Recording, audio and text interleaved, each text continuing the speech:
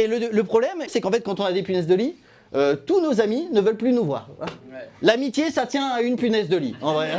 Et à un moment, obligatoirement, j'ai dû appeler un professionnel des punaises de lit. Et la boîte s'appelait Game Over. Pour moi, c'est pas une boîte anti-punaise de lit, hein, c'est plus une boîte de jeux vidéo ou un gynécologue. Game Over. Je pense que les gynécologues devraient faire des jeux de mots, vous savez, comme les coiffeurs. Vous savez, Game Over, Over the Top, Harry Cover. Ah, s'il s'appelle Harry, le gynécologue, on ne sait pas, vous savez. Et du coup, j'ai appelé ce professionnel de punaises de lit, et il est arrivé comme ça. Et la première chose, il est arrivé et il a commencé à me présenter les punaises de lit. Vous savez, il était là. Oui, alors le plus important, c'est de connaître la punaise de lit. J'avais l'impression d'être dans le dîner de con. Vous savez, quand il te présente le truc, là, les 1500 allumettes, là. Exact. Donc, il a commencé à me présenter. Il était alors, la punaise de lit, elle se cache dans des endroits confinés, faites attention, etc.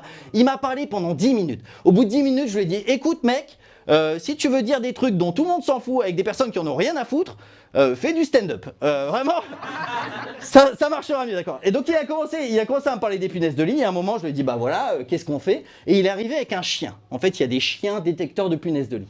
Donc il arrive avec son chien détecteur de punaises de lit. Et il faut savoir que les chiens détecteurs de punaises de lit, c'est les mêmes chiens qui détectent la drogue pour les gendarmes. Et moi, mon ex, elle fumait des pétards. D'accord ?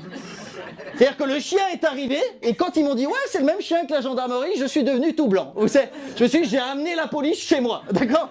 Et donc là, il arrive comme ça, et puis à un moment, il s'arrête au niveau de mon canapé, et il fait il y a le chien qui aboie. Donc là, moi, je deviens tout blanc en mode qu'est-ce qui se passe ? Et ils ont commencé à... Là, ils soulèvent l'oreiller, et il y avait une punaise de lit qui était en train de fumer un pétard comme ça. Ouais, grosse. Et là, le mec, il a fait « Oh, une punaise de lit !» La punaise de lit, elle était tellement défoncée, elle a fait « Où ça ? Où ça ?» Vraiment, elle était perdue. Du coup, j'ai réussi à plus avoir de punaise de lit au bout d'un mois. Vraiment, au bout d'un mois, on a réussi à s'en débarrasser. Et c'est vrai que d'un coup, je me suis rendu compte que j'étais un peu seul.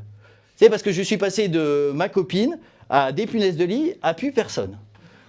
Et j'ai vraiment senti la solitude. Vous savez, j'ai vraiment senti la solitude. Et j'ai juste une question pour terminer, c'est de se dire que peut-être, parfois, c'est mieux d'être mal accompagné que seul. Et en tout cas, ce soir, j'étais bien accompagné. Merci beaucoup. Merci à toi.